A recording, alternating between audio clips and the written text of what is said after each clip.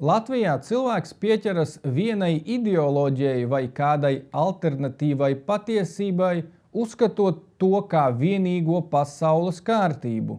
Piemēram, sazvērestību teorijas, radikālās politiskās idejas, alternatīvās vēstures un ezotērikas idejas.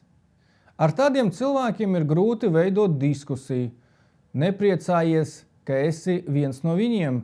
Atklāti sakot, tādi cilvēki bremzē sabiedrības attīstību. Mēs esam tik stipri, cik ir stiprs mūsu vājākais ķēdes posms. Gudri cilvēki ir tie, kuriem zināšanas ir vispusīgas un plašas, ar morālo stāju un garīgām vērtībām. Viņi paši tās arī piekopj, ne tikai par tām runā. Tas ir augsts prestižs sabiedrībā, uz ko cilvēkiem ir jātiecās. Cilvēki ir gudrības nesēji.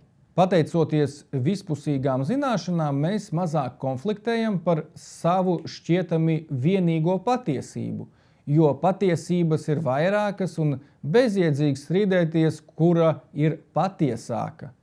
Izzinot šo pasauli, piemēram, caur izcilu autoru tekstiem vai viņu sasniegumiem, mēs paplašinam savu skatījumu par sabiedrības procesiem, dzīvi, sevi un pasaules uztveri. Tas nav viegli, jo prasa zināmu piepulu un ieinteresētību izzināt pasauli un cilvēku novietojumu tajā. Bet tā ir cilvēka atbildība pret sevi un citiem domāt, paplašināt redzējumu un iesaistīties kopējā labumā. Visa piedāvātā informācija gan mēdījos, gan sociālos tīklos, gan grāmatās ir jāizvērtē kritiski. Bez kritiskās domāšanas esam vien tie paši muļķi.